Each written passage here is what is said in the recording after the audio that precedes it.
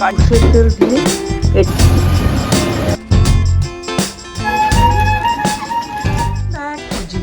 জিনিয়া ব্লগসের জিনিয়া তোমাদের সকলকে একটা নতুন ব্লগে ওয়েলকাম জানাচ্ছে।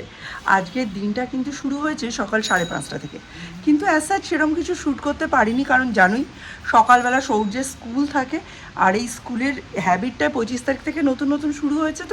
তো এখনও আমাদের একটু ব্যালেন্সের প্রবলেম হচ্ছে, টুকটাক করে আস্তে আস্তে অভ্যেস হয়ে যাবে। সৌম্যও তো এই সময়েই স্কুলে যেত, খুব একটা অসুবিধা হওয়ার কথা না। তো চলো, মিস্টার বিশ্বাস এক্ষুনি বেরিয়ে গেলেন, এখন ডেলিকার যা রুটিন শুরু করব। তবে জানো সকাল থেকেই এত রোদের তাপ, ওইটুকু গেছি আর এসেছি, মুখটা কিরকম ট্যান পড়ে গেছে দেখো। তো সকালবেলা সেলফ কেয়ার দিয়েই দিনটা শুরু করব। এই কিনেছি, একটা পাউচ ইউজ করা হয়েছে, এখনও অনেকগুলোই আছে, দেখি আজকে একটু ডিটেন করে নিই। এখন যেহেতু সৌর্যকে মোবাইল দিচ্ছি না, মানে স্কুল থেকে আসার পর ও জানতে পারছে যে ওর মোবাইল স্কুলের জমা নেওয়া হয়েছে, সেই জন্য ওকে কিছু না কিছু দিয়ে তো বসাতে হচ্ছে। এই দেখো ড্রয়িং করছে, এইখানে গাড়িগুলো সমস্ত একদিকে ঢেলে পড়ে আছে, এগুলোকে ঠিক করতে হবে। এই ঘর খাটগুলো ঝাড়বো, 3টে ঘর পরিষ্কার করতে করতেই আমার মোটামুটি 10টা বেজে যাবে। এই যে মিস্টার বিশ্বাসের স্বভাব এবং সমস্ত পুরুষ মানুষের স্বভাব, এরা হচ্ছে টাওয়েল ভিজে হোক আর শুকনো হোক এরা খাটেই রাখবে, এরা অন্য কোথাও আর রাখবে না। এরা আশা করে এদের বাড়িতে একটা বড় কেয়ারটেকারের জন্ম হয়েছে, যারা ওই বরগুলোকে দত্তক নিয়েছে এবং তারা ওদের এই সমস্তটা তারা কি করবে, শুকোতে টুকোতে দেবে। এদের এটাই কাজ। আজকে আমার কাচাকুচিও নেই, কাজ অনেক কম আজকে, মানে এই একদিন নাকে মুখে করেছি তো। তবে আজকে কিন্তু আমায় বাজারে যেতে হবে। কালকে বললাম না পেঁয়াজ দিয়ে মুসুরির ডাল খাওয়ার ইচ্ছে হয়েছে, শেষে দেখি মুসুরির ডাল নেই। আজকে ডাল এনে পেঁয়াজ দিয়ে মুসুরির ডাল করব। আমি আর সৌম্য পেঁয়াজ দিয়ে মুসুরির ডাল খাবো, আর মিস্টার বিশ্বাসকে ওই মুগ ডালটা দেবো। দীপ,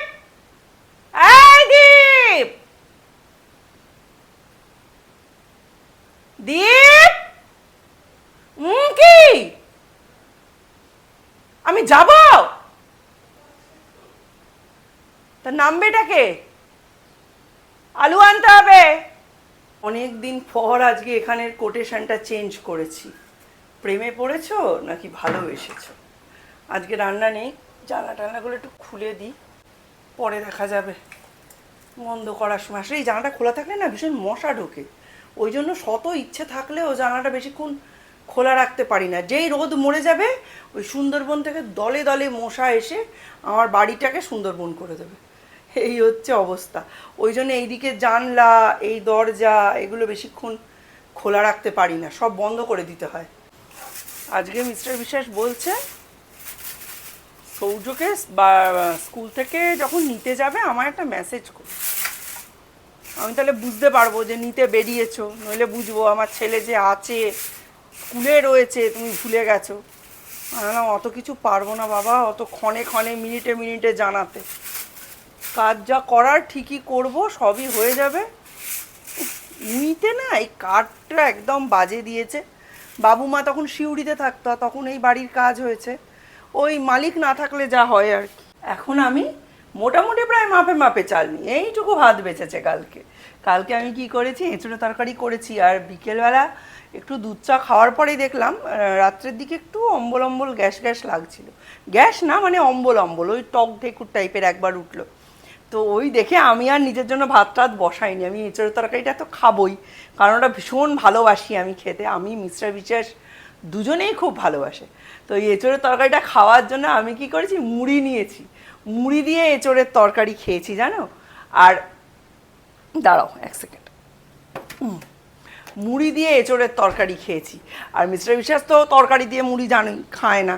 এবার মিস্টার বিশ্বাস আমায় কন্টিনিউয়াস আছে, ইস কী রকম খাচ্ছ, আমার কি খারাপ লাগছে। আমি তো জানি ভাই আমি কি কারণে খাচ্ছি। আমার এখন হজম শক্তি এই অপারেশনটার পরে এতটাই বেড়ে গেছে যে আমার একটা খাবার মানে মেন মিল হজম করতে আমার 2 থেকে 2.5 ঘন্টারও লাগছে, আর টিফিন টাইপের 1 ঘন্টার মধ্যে হজম হয়ে যাচ্ছে। মানে র্যান্ডাম মেটাবলিজম হাই হয়ে গেছে, খুব খিদে পাচ্ছে, থেকে থেকে খিদে পাচ্ছে। আর এই খিদে পাওয়াটা তো গায়েও দেখা যাচ্ছে, সেই কারণেই তো ওই কারণে আমি রাত্রিরে আর রিস্ক নিয়ে আমি মুড়ি দিয়ে এঁচড়ের তরকারি খেয়েছি। আমার কিন্তু খুব ভালো লাগে জানো তো। তোমরা কারা কারা খাও জানি না, মুড়ি তো আমাদের মানে বাঙালিদের জাতীয় খাদ্য বলতে পারো। মুড়ি দিয়ে ঘুগনি, মুড়ি দিয়ে মাটন, মুড়ি দিয়ে চিকেন কষা, বা মুড়ি দিয়ে যদি আলুর দম বা এঁচোড়ের তরকারি, ডিম কষা, এগুলো খেতে কিন্তু ভীষণ ভালো লাগে। এই দীপ, কালকে কি আমাকে যেতে হবে স্কুলে? আমাকেই যেতে হবে খাতা আনতে, বই আনতে? তোকে তো যেতেই হবে। আর কালকে টাকাটা জমা দেবে আর খাতা দেবে, তাই তো? আর কোনো কাজ নেই তো? তাহলে কালকে স্কুল কামাই করাতে হবে সৌর্যকে। কটার সময় যেতে হবে তোদের? ও 2টো, তাহলে তো সৌর্যকে স্কুল থেকে এনেই আমরা যেতে পারি। একটু দেখে আমায় কনফার্ম করিস। তাহলে এরকমও হতে পারে সৌর্যকে স্কুল থেকে নিয়ে আমরা একেবারে বেরিয়ে গেলাম, তাহলে বাড়িতে আসার কোনো ব্যাপার নেই। হ্যাঁ, তাই করব। নোংরা ফেলতে এসছি, দেখছি এখানে নোংরার গাড়ি ভর্তি হয়ে গেছে। তা বললো পিছনে একটা গাড়ি আসছে, সেই গাড়িটায় আপনি ময়লাটা ফেলুন। ফেললাম, সেটা ছিল পাঁক তোলার গাড়ি। এখানে দাঁড়ালো, পুরো রাস্তাটা পাঁকের জলে ভর্তি। এখন এই জল ঢালতে হবে। এই জন্য আমায় ডাক্তার বেল্ট পরতে বলেছে, এই জন্য, এই সব কাজের জন্য। আর এটা এত বড় ছেলে কিচ্ছু করে না। যাই হোক, ক্যামেরা করে দিচ্ছে, এই একটা লাভ। পুরো পাঁকে পাঁকে রাস্তা ভর্তি করে দিয়েছে। এত পাঁক পড়েছে, এখান দিয়ে যে কেউ গেলে সে মানে দুর্গন্ধে যেতে যাওয়া আসা ভুলে যাবে। হয়ে গেছে, দেখো মুখটা কেমন পরিষ্কার হয়েছে না? এইবার এটার উপর একটু সানস্ক্রিন ডলে দীপকে বাজারে পাঠাবো, মুদিখানায় পাঠাবো, আর আমি যাব। ভদ্রলোককে এখন ঠেলে ঠুলে বাজারে পাঠানো হলো।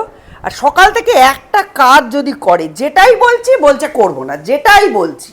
এখন বললাম চাটা একটু ছাঁক, পারবো না। একটুখানি নোংরাটা দিয়ায়, পারবো না। আবার নোংরা দিতে গিয়ে তো কাজ বাড়লো, দেখতেই পেলে।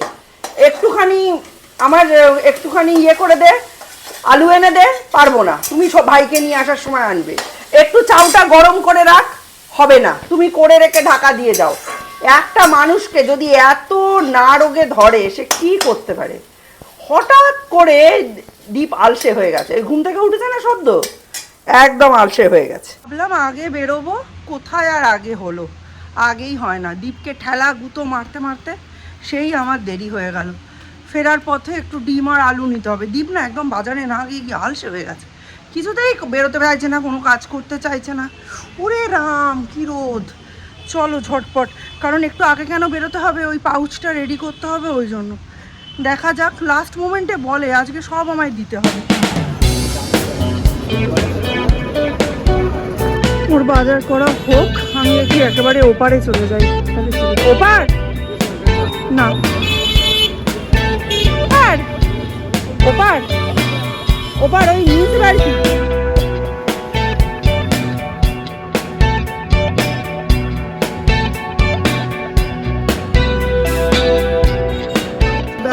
বলিটি থেকে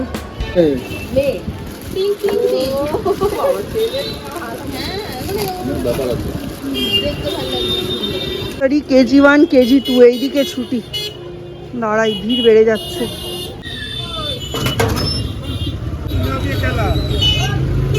কি হয়েছে তোমার?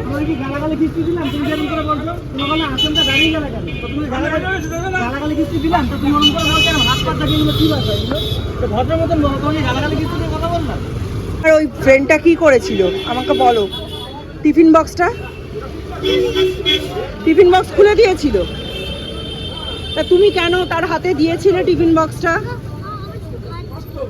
তুমি যখন খাচ্ছিলে, তুমি তোমার কাছে তোমার টিফিন বক্স রাখবে।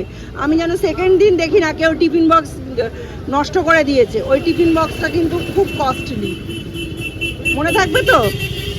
কাউকে দেবে না, আর ওর পাশে পরের দিন বসবে না। ও লোকের জিনিসে হাত দেয়, বলবে আমার জিনিসে হাত দেবে না, ঠিক আছে?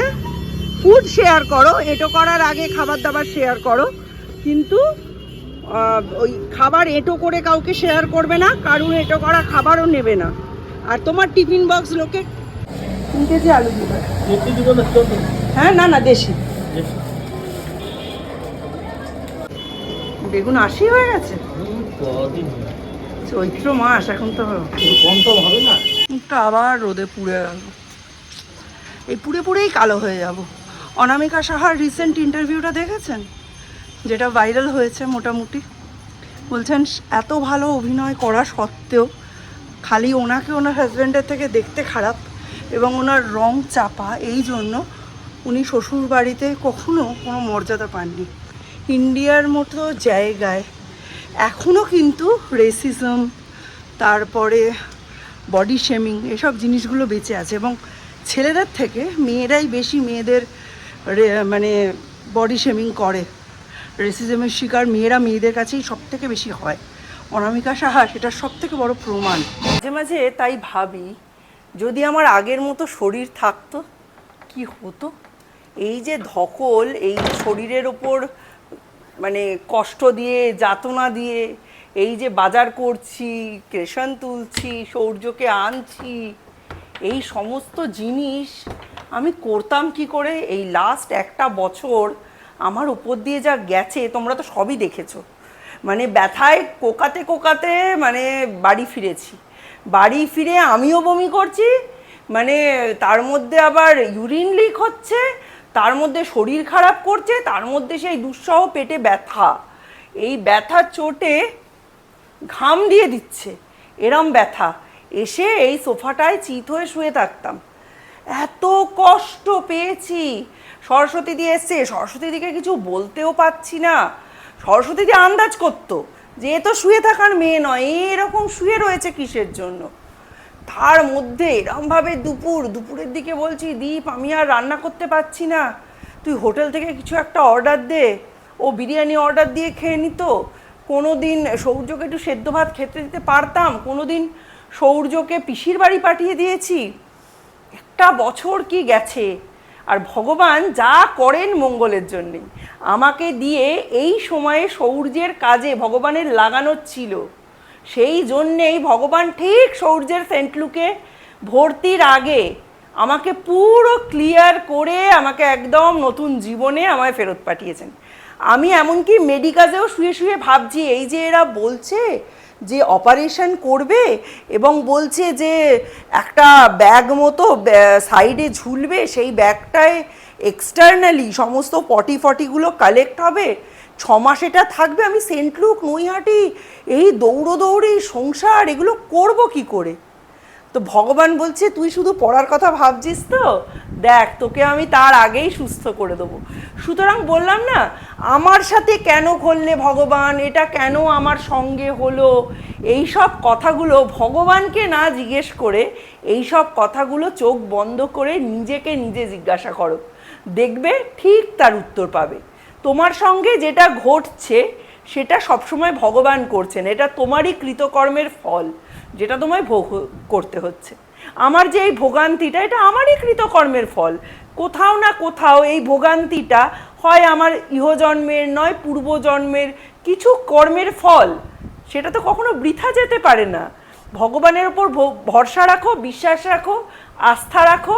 ভগবানকে মানে যা উনি করছেন সেটা তোমার মঙ্গলের জন্য করছেন, এই কথাটা ভাবো, দেখবে তোমার সব প্রশ্নের উত্তর উনিই দিয়ে দেবেন। এখন কোথায় যাচ্ছ?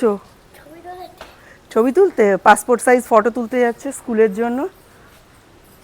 কি করছে, নিচে পড়েছে প্যান্ট আর ওপরে পড়েছে স্কুলের ইউনিফর্ম আর টাই। এখন যাচ্ছে, দুই দাদা আর ভাই দুজনেরই একই অবস্থা, নিচে নর্মাল, ওপরে অফিসিয়াল। হাতটা ধর, বাঁদর পড়ে যাবি। এখানে আবার পুলিশের গাড়ি কি করতে, যা যা ঢোক।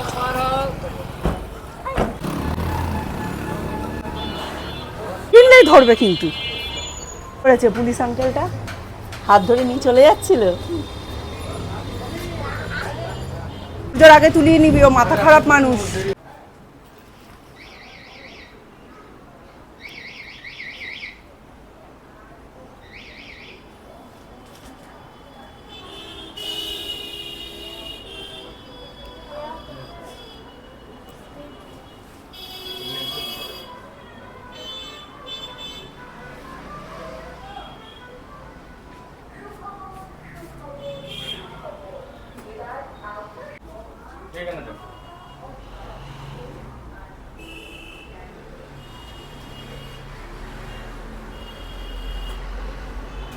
আঙ্কেলরা ভয় দেখিয়েছে, তাতে আইসক্রিম থেকে মনটা উঠে গেছে, উঠে গিয়ে বলছে যেই পুলিশের গাড়িটা জাস্ট বেরিয়েছে সঙ্গে সঙ্গে কিছু খাওয়াও কিছু খাওয়াও। দেখলি না পুলিশ আঙ্কেলরা আবার বেরোনোর সময় ধরেছেন, উনি ধরে বলছেন এই একদম আইসক্রিম খাবি না, আইসক্রিম হলে গলা ব্যথা হচ্ছে, জ্বর হচ্ছে, তুই থানায় চল, লেখাপড়া করবি না, আইসক্রিম খাবি তাহলে হয়। এই দেখে না তখন একটু চুপ করেছিল, যেই পুলিশ আঙ্কেল গাড়িতে উঠে চলে গেছে সঙ্গে সঙ্গে বলছে আমার চকলেট খাওয়াও। না কমেই হয়ে গেল, থাক, ওই জন্য চকলেট কিনে দিলাম। এখন তাড়াতাড়ি বাড়ি যেতে হবে, সরস্বতী দিয়ে এসে যদি এবার চলে যায়, যদি ভাবে যে জিনিয়া কোথায় গেল চলে যায়, তাহলে হয়ে গেল। বিশ্বাসের মাথায় নাকি বেল গাছ থেকে সাপ পড়েছিল, এই যে দীপ বলছে। আমি সৌর্য আর বাবা বাজার থেকে মানে একদম এই এখান দিয়ে একটা সাপ পড়লো, মানে কি একটা পড়লো, আমি নিচে রাখলাম দেখলাম সাপ। সোমনাথের মাথায় বেল গাছ থেকে সাপ পড়বে, এটার অবিশ্বাস্য। জল দেওয়া হয়ে গেল। কোকিলটা এত সুন্দর ডাকছে, স্পেশালি যখন আমি ফোন ধরে থাকছি না, দারুণ সুন্দর। এখন একটু ফুল টুল নিয়ে যাব, কিছু কিছু ফুল তো এই রাত হলেই ঝরে পড়ে যাবে, যেমন দুটো জবা আছে, হ্যাঁ, আর ইয়ে আছে, কলকে আছে, এগুলো নিয়ে যাব। দাঁড়াও তুলে নিই, তাহলে সন্ধেবেলার পুজোটাও আরও জমজমাট হবে। তুলতে ইচ্ছে করে না জানো তো, বাবু একদম পছন্দ করতো না গাছের ফুল দিয়ে তুলে পুজো দেওয়া। বাবু বলতো কি যে তোমাদের জন্য তো ফুল এনে দিই, তাহলে গাছের ফুল দিয়ে পুজো দাও কেন। আজকে প্ল্যান করে আসিনি, ইচ্ছে করছে যে একটু দেখি গাছের ফুল দিয়ে পুজো দিয়ে, ঠিক আছে, তাই জন্য গাছের ফুল দিয়ে পুজো দিচ্ছি। আরেকটা জবা ফুটেছে কোথায় যেন দেখলাম, ওই যে লুকিয়ে আছে, লুকিয়ে, ঠিক আছে। এই একটা, এগুলো তখন বন্ধ হয়ে যাওয়ার মুখে। আর একটা লাল জবা আছে, ওটা নেব, নিয়ে যাব, সুন্দর করে পুজো দিতে পারবো। তারপর একটু পরে তো এটা এমনিও ঝরে পড়ে যাবে। এই দেখুন এই ছাতের চাপেই বন্ধ হয়ে যাচ্ছে, এখন চোখ আরে বন্ধ হয়ে গেছে প্রায়। এই ফুলও ভাল লাগে।